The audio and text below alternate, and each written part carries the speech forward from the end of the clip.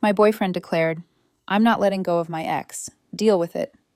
I said calmly, "Okay." He smiled. "I knew you'd understand." I continued, "I'll go solo from here." He looked confused. "What does that mean?" I replied, "It means you keep your ex. I keep my dignity. Goodbye." He was shocked. "You're breaking up with me," and got my answer. My name is Natalie Rowan. I'm 29 years old, and until that night, I honestly believed I understood what a mature relationship looked like. I was never the woman who chased chaos and called it love. I didn't confuse mixed signals with mystery, and I didn't romanticize emotional unavailability just because a man knew how to say the right things in a low voice. My life had always been structured, clean, and steady. I liked routines. I liked knowing where I stood.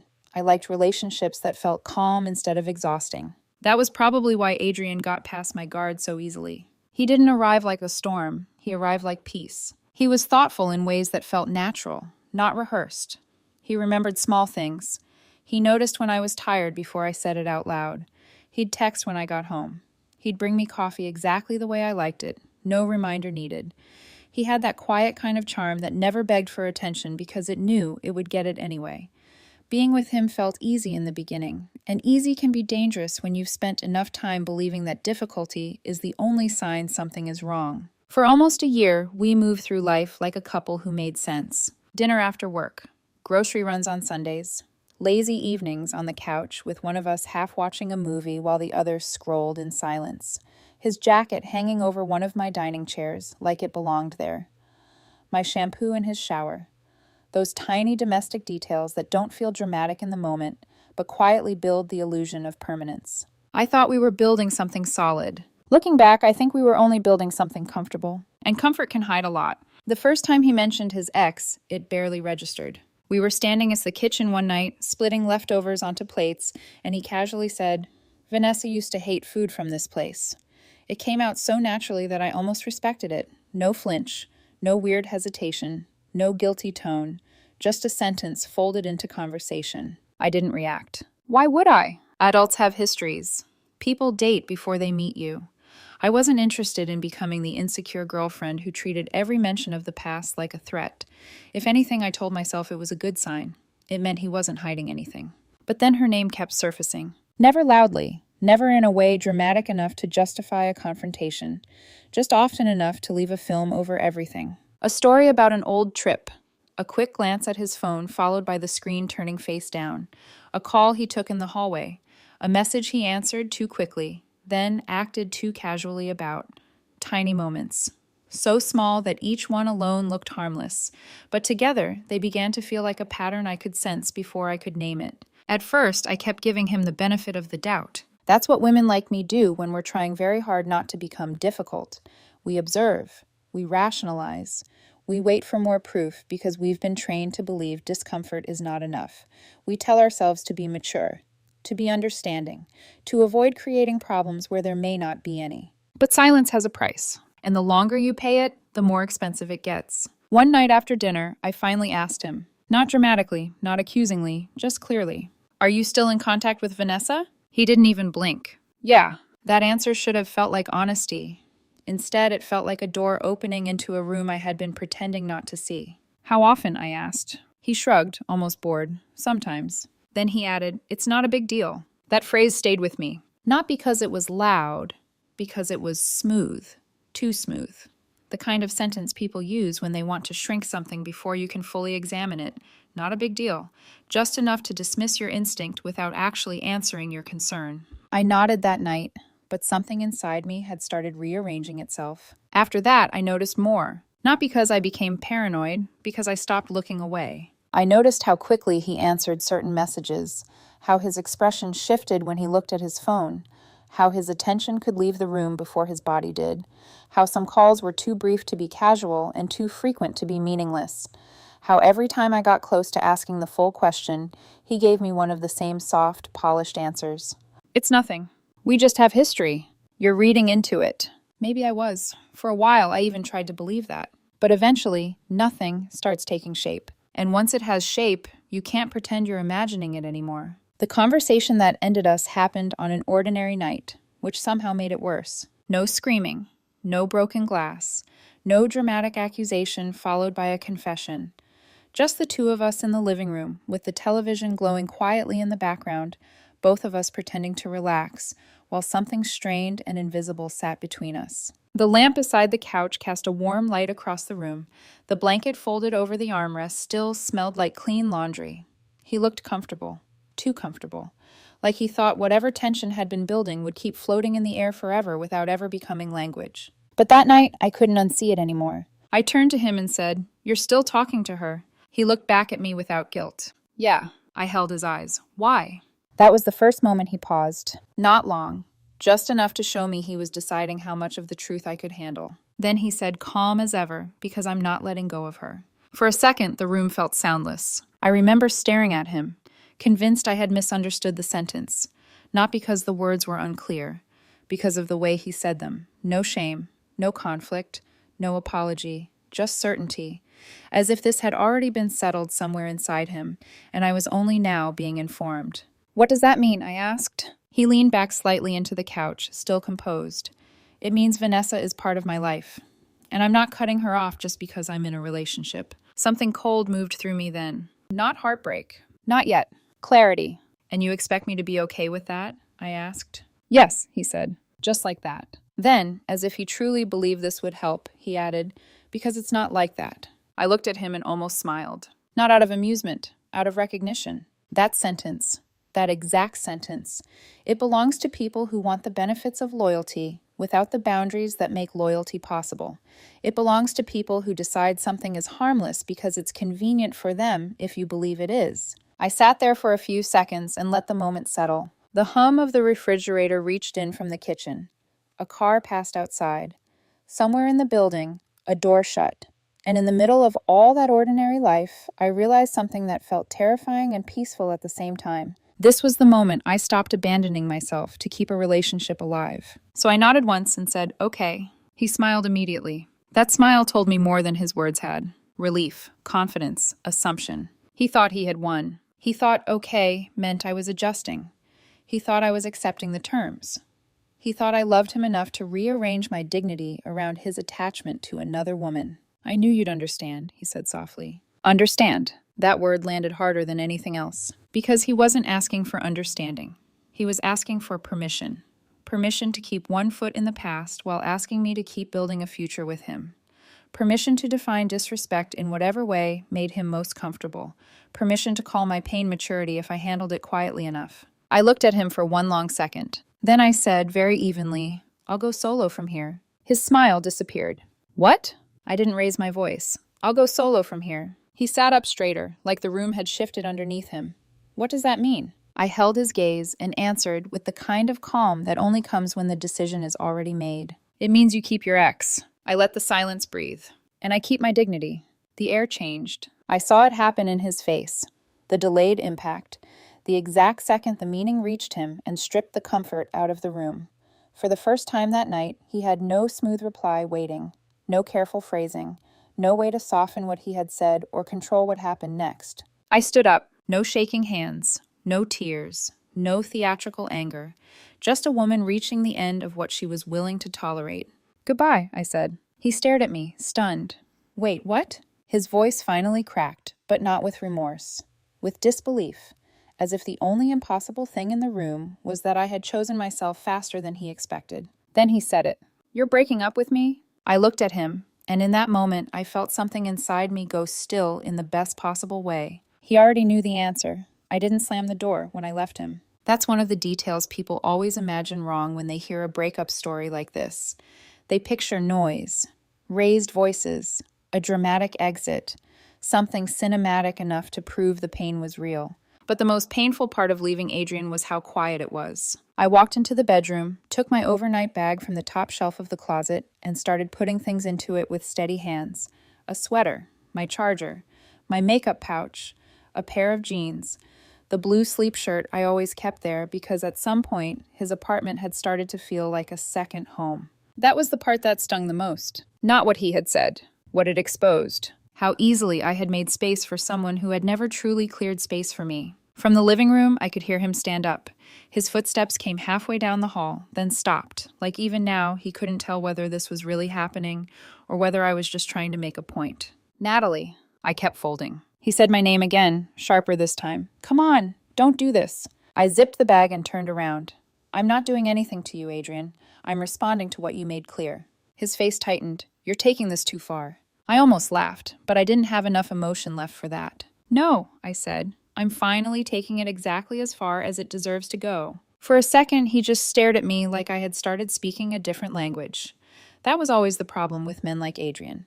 They understand your boundaries only when those boundaries inconvenience them.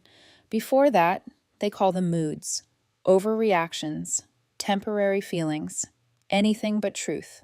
He followed me to the front door. So that's it? He asked. You're just leaving? I slipped my shoes on and picked up my bag. Yes. All because I'm still in contact with someone from my past? There it was. The rewrite. The reduction.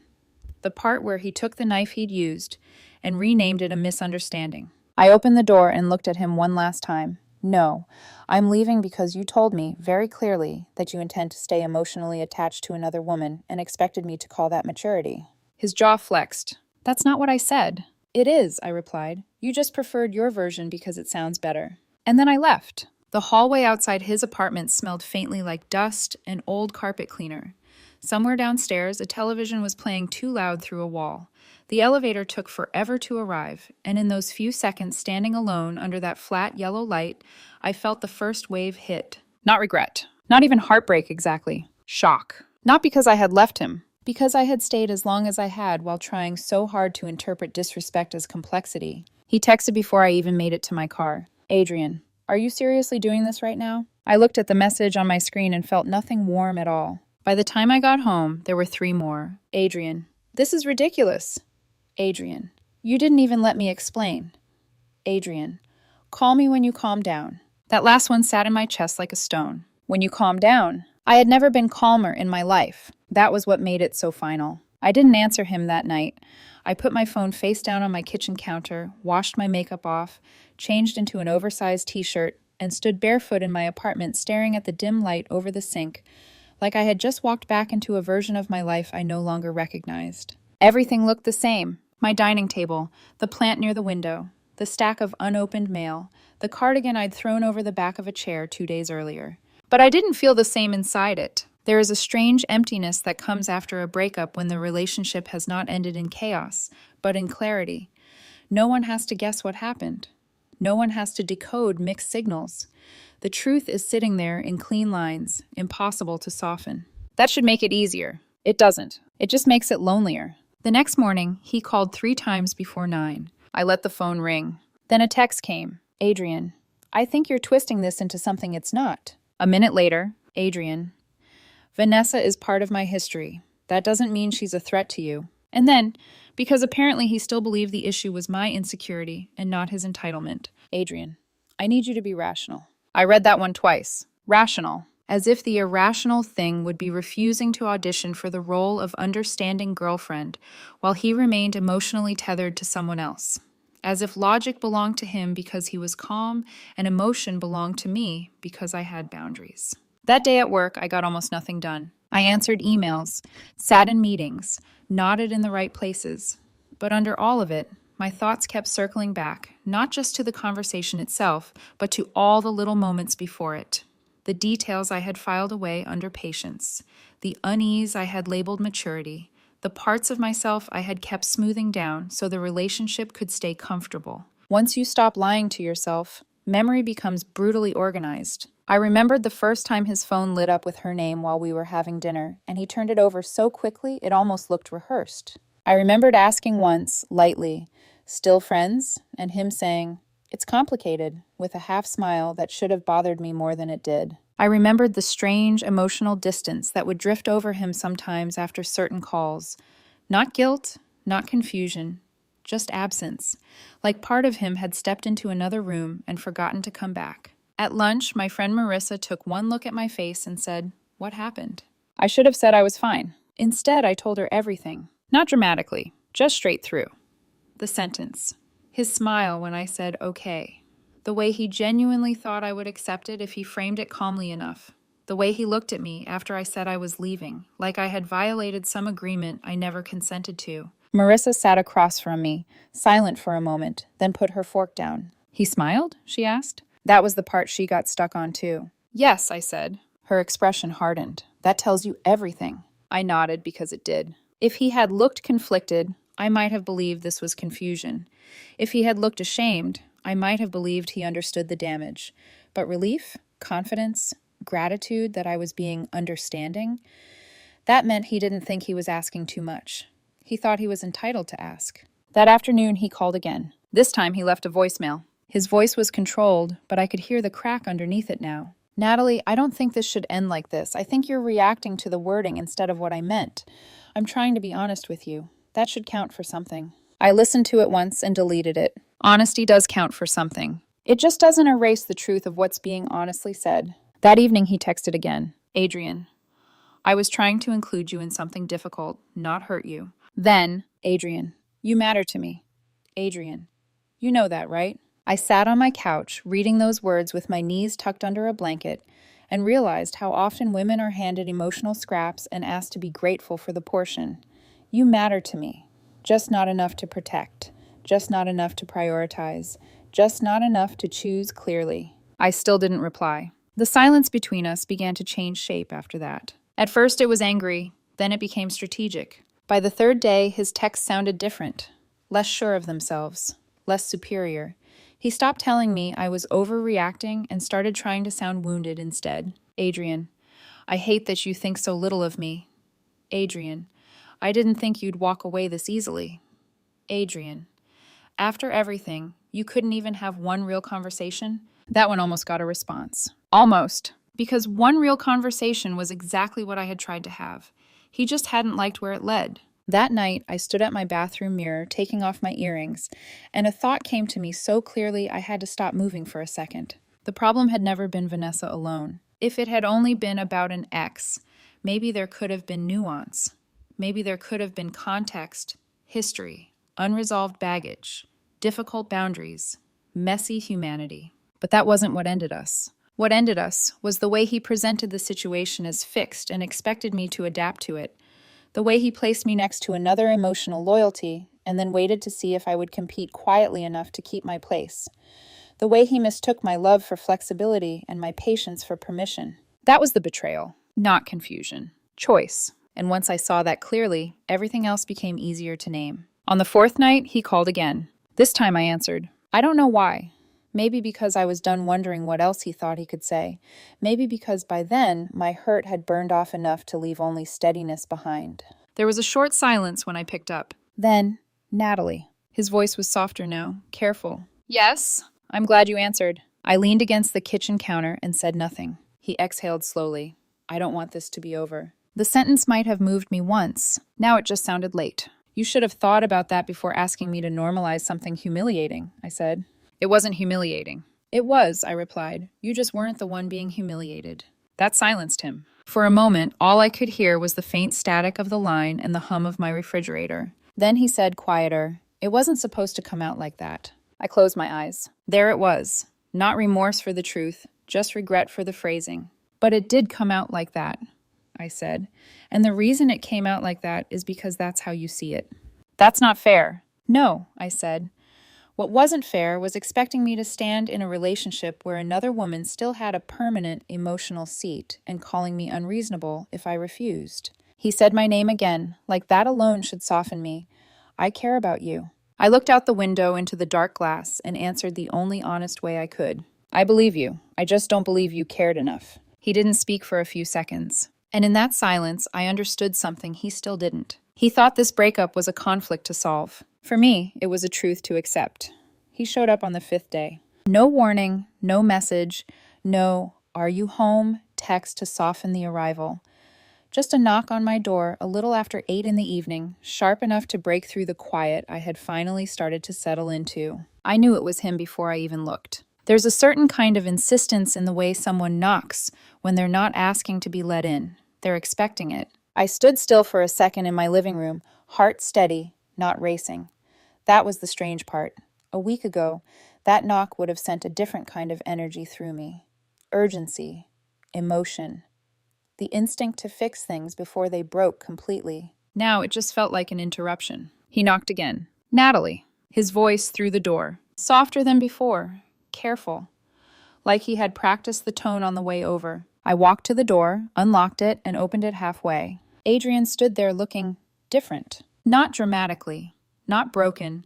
Just slightly off balance, like something inside him had shifted, but he hadn't figured out how to stand correctly with it yet. His hair wasn't styled the way it usually was. His shirt was wrinkled.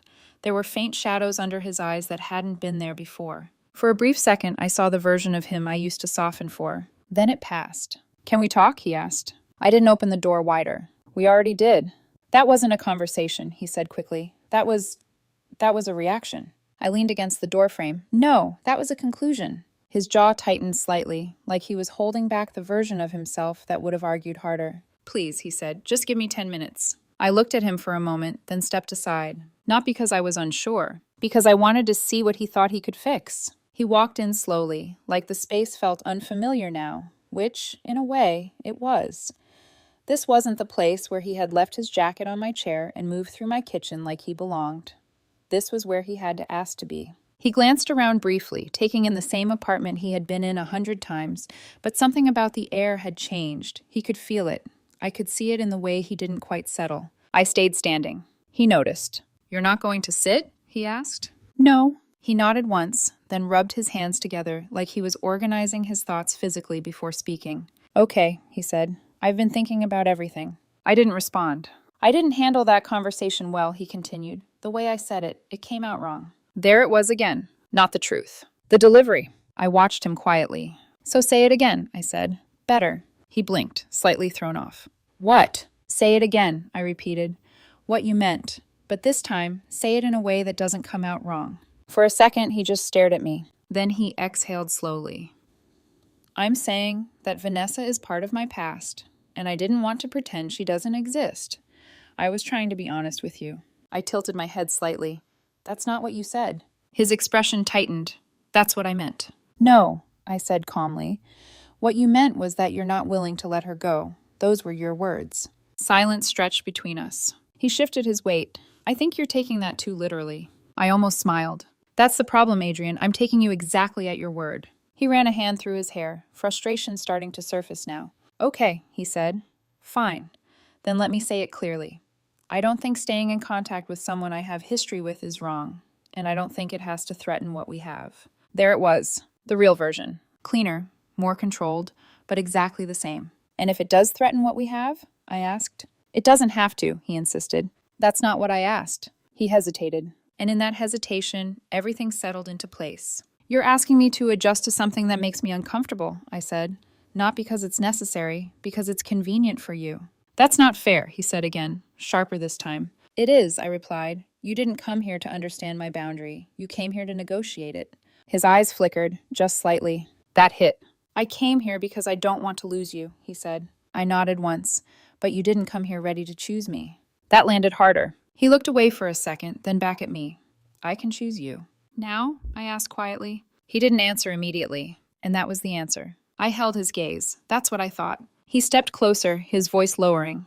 "I didn't realize it would be this big of an issue for you." I let out a slow breath. "That's the part that bothers me the most," I said. "Not that you have a past, not that you stayed in contact. It's that you genuinely thought I would accept being in a relationship where I'm not the clear priority." "You are a priority," he said quickly. "A priority," I repeated. "Not the priority." "That's not what I—" "It is," I cut in, still calm. "You just don't like how it sounds when I say it out loud." He stopped talking. For the first time since he walked in, he didn't have something ready. The room felt different now. Not tense, not emotional. Just clear. "I can fix this," he said finally, quieter now. "If that's what it takes." I studied him. "If what takes?" "If it means setting boundaries with her, limiting contact, whatever you need." There it was. The offer. Late. Conditional. Reactive. Not chosen. I shook my head slowly. "No." His brows pulled together. "No?" "No," I repeated. "Because now you're not offering that because you believe it's right. You're offering it because you don't want to lose me." "That should matter," he said. "It does," I said. "It tells me exactly how you make decisions." He looked at me like I had just twisted something simple into something complicated. "I'm trying here, Natalie." I know, I said. You just started trying after it already broke. Silence filled the space again, this time heavier. He looked around the apartment again, like he was searching for something familiar to hold on to, but there wasn't anything left that belonged to him in the same way anymore. So that's it? He asked quietly. There's nothing I can say? I thought about it for a second, not because I was unsure, because I wanted to answer honestly. There are things you could have said before, I replied, but not now. He nodded slowly, like he understood the sentence, but didn't accept it. Then, after a long pause, he said, I didn't think you'd walk away like this. I met his eyes. That's because you didn't think I would choose myself over you. That one stayed in the air between us. He didn't argue with it, didn't correct it, didn't try to soften it, because for the first time, he knew it was true. He stood there for another few seconds, then gave a small, almost imperceptible nod. Okay, he said. But this time it didn't sound like confidence. It sounded like something ending. He turned and walked toward the door. I didn't follow. I didn't say anything. I just stood there and watched as he opened it, stepped out into the hallway, and paused like he might turn back. He didn't. The door closed quietly behind him. And just like that, whatever we had left was gone. Not broken. Not destroyed. Finished. After he left, the silence didn't feel heavy anymore. That was the first thing I noticed. It wasn't the kind of silence that presses on your chest or fills your head with second thoughts. It didn't ask me to reconsider.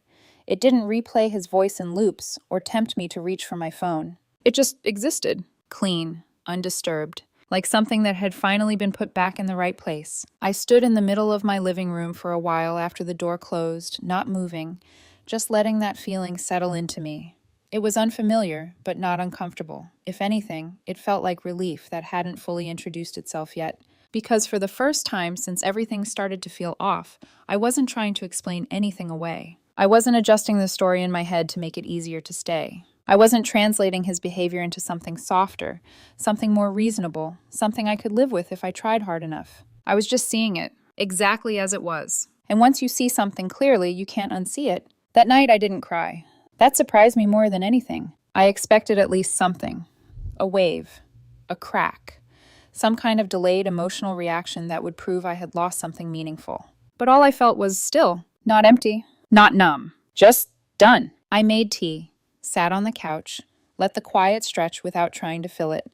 My phone stayed face down on the table, and for once, I didn't feel the urge to check if he had reached out again. Because it didn't matter anymore what he said.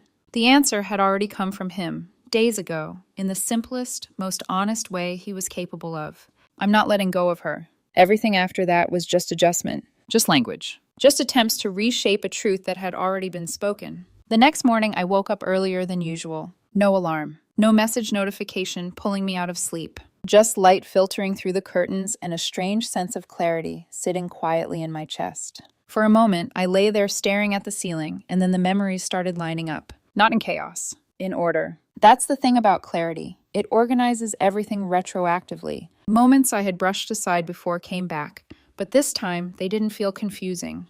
They felt obvious, like they had always been obvious, and I had just chosen not to look too closely. I remembered a night about 3 months into our relationship. We were at dinner, sitting across from each other, and his phone lit up on the table. I wasn't trying to read it, but my eyes caught the name anyway. Vanessa. He flipped the phone over so fast it almost looked automatic. I had laughed it off back then, said something like, "Secret life?" in a teasing tone. He smiled, leaned back, and said, "Just someone I used to date. It's nothing." Nothing. That word again. I remembered how easily I accepted it, how I chose trust over curiosity, because I believed that was what a good partner did. But trust without transparency isn't trust. It's assumption, and assumptions are easy to build a relationship on, until reality shows up. Another memory surfaced, a weekend afternoon at his place. He had stepped out onto the balcony to take a call. I wasn't trying to listen, but I could hear the shift in his voice. Softer, more familiar. Not the way he spoke to coworkers, not the way he spoke to friends. There was a warmth there that didn't belong to the category he kept placing her in. When he came back inside, I asked casually, "Everything okay?" He nodded. "Yeah, just catching up with someone." I didn't ask who, because part of me already knew, and part of me didn't want to hear it confirmed.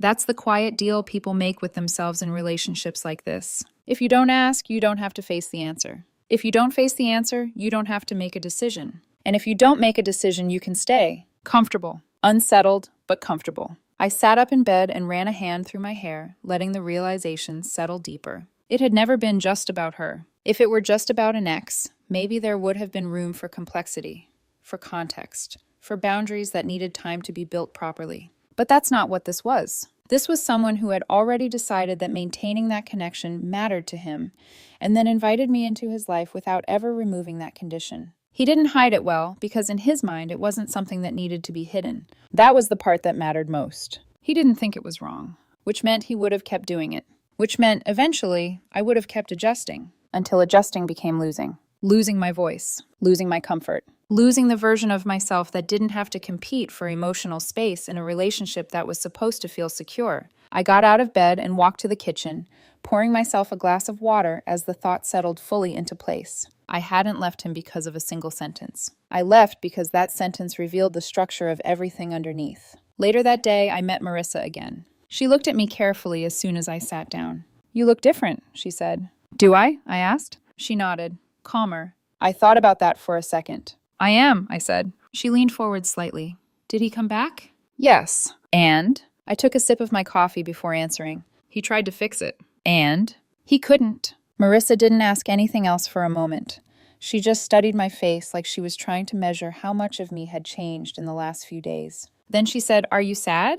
I considered the question honestly. "Not the way I thought I would be," I admitted. That was the truth. I wasn't grieving the relationship itself. I was processing the realization of what it had actually been. And those are two very different things. Grief makes you want to go back. Clarity makes you understand why you can't. That night, I went through my apartment and started noticing small things I hadn't paid attention to before. The way my space felt entirely mine again. The absence of his things. The quiet that didn't feel like waiting. I picked up my phone at one point and scrolled through our old messages. Not to reopen anything, just to see. And it was all there, in plain text. The patterns, the deflections, the way he answered questions without really answering them. The way I softened my language to avoid sounding demanding. The way I filled in gaps he left open. I stopped scrolling after a while and set the phone down. There was nothing new to find, just confirmation. By the end of the week, something inside me had settled completely. Not in a dramatic way. Not in a new chapter, new life kind of way. Just in a quiet, grounded understanding. The truth had never been in the past. It had been in the present the entire time. I had just needed to stop negotiating with it long enough to see it clearly. And once I did, leaving wasn't the hard part anymore. Staying would have been. The messages didn't stop. They changed. That was the difference. In the beginning, Adrian sounded certain, then frustrated, then confused. By the second week, something else crept in. Something softer, but not necessarily more honest. More strategic. The first time I noticed it was when Marissa texted me late one evening. "Marissa, did Adrian talk to Jason?" I stared at the message for a second. "Me, why?" She replied almost immediately. "Marissa, Jason just asked me if you're really done or just taking space." I let out a slow breath and leaned back into my couch. There it was. Not a direct conversation. A circle. He hadn't come to me again. Not after that night at my door. Instead, he had started moving around me, using the people who existed in both our lives like soft entry points. Testing. Seeing if there was still access. "Me, I'm done." A few seconds passed. Then, "Marissa, that's what I told him." I set my phone down and stared at the ceiling. It wasn't surprising. It was predictable. Adrian had never liked losing control of a situation. Even when he stayed calm, even when he chose his words carefully, there was always an underlying expectation that things would move in a direction he could manage. This time they weren't. And instead of accepting that, he was trying to reshape it from the outside. The next day I got a message from Jason. We weren't particularly close, but we'd spent enough time together through Adrian that the familiarity was there. "Jason, hey, just checking in, you okay?" I knew what that meant. It wasn't really about me. "Me, I'm good." A pause. Then, "Jason, he's not handling it well." I almost smiled at that. Of course he wasn't. Not because he missed me in the way that mattered. Because something hadn't gone the way he expected. Me. That's something he'll have to deal with. There was a longer pause this time. Then, "Jason, he said he's willing to fix things." I stared at the message for a moment, then typed back slowly. Me. He had the chance to do that before it broke. Jason didn't reply after that, and neither did I. That was the pattern now. People would reach out gently, indirectly, as if they were stepping into something fragile. As if there was still something to preserve if handled carefully enough. But there wasn't. Because the relationship hadn't ended in confusion. It had ended in clarity. And clarity doesn't leave much room for negotiation. 2 nights later, Adrian texted again. The message was different from the others. No defensiveness, no explanation, no attempt to reframe what had happened. Just one sentence. Adrian, I didn't realize what I was asking you to accept. I read it once, then again, and for a second something inside me shifted, not toward him, but toward the version of the past that might have existed if he had understood that sooner. But that's the thing about timing. Understanding doesn't fix what it arrives too late to prevent. I typed a response, then deleted it, then typed again, then stopped. Because I realized something in that moment that made the decision simple. He understood now because he had lost something, not because he had seen it clearly when it mattered. That difference changes everything. I put my phone down and didn't answer. The next morning, there was another message. Adrian, I keep replaying that night. I didn't open it right away. I made coffee first, sat by the window, let the morning move around me without rushing to respond. When I finally did open it, there was another line underneath. Adrian, I should have handled it differently. I exhaled slowly. Handled. Still language. Still presentation. Still circling around the core without stepping into it fully. I picked up my phone and, for the first time since everything ended, I typed back. Me. It's not about how you handled it. The reply came quickly. Adrian. Then what is it about? I stared at the screen for a second, then answered. Me. It's about the fact that you meant it. The typing bubble appeared. Disappeared. Appeared again. Then, Adrian. I didn't mean it the way it sounded. I shook my head slightly. There it was again. That insistence. That need to reshape the truth into something softer. Something survivable. I typed slowly. Me. You did. You just don't like what it says about you. This time the typing bubble stayed longer, then vanished. No reply. And for the first time since everything started, I felt something close completely. Not slam shut. Just close, like a door that had been left open for too long, finally settling into its frame. That afternoon, I went out for a walk. Nothing dramatic, just movement. The air felt different. Or maybe I did. I passed by a cafe we used to go to together, and for a split second, a memory flickered. Him across the table, smiling, reaching for my hand. It didn't hurt the way I expected. It just felt distant, like something that belonged to a version of my life that had already been archived. Later that evening, Marissa called. So, she said, are you really done? I smiled slightly. Yeah. No second thoughts? I thought about that for a second, not because I had any, because I wanted to answer honestly. No, I said.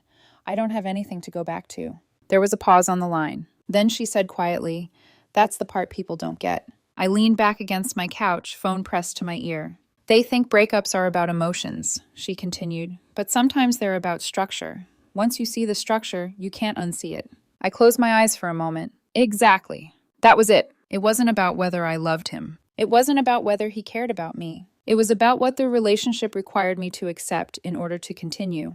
And once I saw that clearly, the choice wasn't emotional anymore. It was logical. That night, I did one last thing. I opened my phone, went to his contact, and blocked it. No hesitation, no dramatic pause, just a clean, quiet action. Not to punish him, not to prove anything, just to remove the possibility of being pulled back into something I had already outgrown. Because closure isn't something someone gives you. It's something you enforce. And in that moment, I understood something that made everything feel complete. I hadn't won. I hadn't gotten the last word. I hadn't made him understand everything I felt. I had just stopped participating. And sometimes that's the only way the door really closes. 3 months later, nothing in my life looked dramatically different. And somehow, everything felt completely different. There was no big transformation moment, no sudden glow-up, no cinematic montage of me rebuilding my life into something unrecognizable. My apartment was the same. My routines were mostly the same. I still woke up early, still made coffee the same way, still took my time getting ready in the mornings. But there was a kind of quiet order to everything now, a clarity that hadn't been there before. Not because I had gained something new, because I had stopped carrying something that didn't belong to me. People assume that when you leave a relationship like that, the hardest part is the loneliness. It isn't. The hardest part is recognizing how much of yourself you were slowly negotiating away without noticing. And once you see that, you don't miss the person the same way anymore. You miss the version of yourself that was still trying to make it work. And even that fades. I heard about Adrian once or twice through mutual friends. Not directly. Never from him. Just fragments. He's been asking about you. He said he messed up. He didn't expect you to actually walk away. That last one came from Jason, weeks after everything ended. We were at a small gathering, the kind where people pretend things aren't slightly awkward, but everyone is aware of what's unspoken. Jason handed me a drink and said it casually, like it wasn't loaded. He thought you'd come back. I took the glass, nodding once. I know. Because I did. Adrian wasn't careless. He was confident. Confident that I would adjust. Confident that I would stay. Confident that whatever discomfort I felt would eventually soften into acceptance if he stayed calm enough, reasonable enough, patient enough. That's the part people misunderstand. It's not always manipulation in the obvious sense. Sometimes it's belief. A belief that you will bend, that your boundaries are flexible, that your love is more committed than your self-respect. And the moment you prove that belief wrong, everything shifts. Not just for them, for you. I didn't ask Jason anything else about him. I didn't need updates, because there was nothing left in that story for me to participate in. A few days after that, I was walking home in the late afternoon, sunlight hitting the windows of the buildings around me, when my phone buzzed. Unknown number. I stared at it for a second, then opened the message. Unknown, I know you blocked me. I just wanted to say I understand now. I didn't need to ask who it was. The number didn't matter. The pattern did. I stood there on the sidewalk, people moving around me, cars passing, the city continuing like nothing had paused, and read the message again. I understand now. 3 months ago, that sentence might have meant something. It might have opened a door. It might have pulled me back into a conversation I had already finished. But now, it just felt like information. Late, accurate, useless. I typed a response, then stopped, then deleted it, and slipped my phone back into my bag, because there was nothing left to say that hadn't already been said in the only way that mattered. By leaving. That night, I sat by my window with a cup of tea, the city quieter now, lights flickering on in the distance, and let myself think about everything one last time. Not to revisit it, to close it properly. I thought about the moment he smiled when I said, okay, the assumption in it, the ease, the belief that I would understand. And I realized something that stayed with me long after that night. When someone asks you to accept something that quietly erodes your self-respect, they're not asking for understanding. They're asking for permission. Permission to continue. Permission to keep choosing what benefits them, while you carry the cost. And the most important thing isn't how calmly they ask, or how reasonably they explain it, or how much they insist it's not a big deal. The most important thing is whether you give that permission. Because the moment you stop giving it, everything changes. Not loudly, not dramatically, just completely.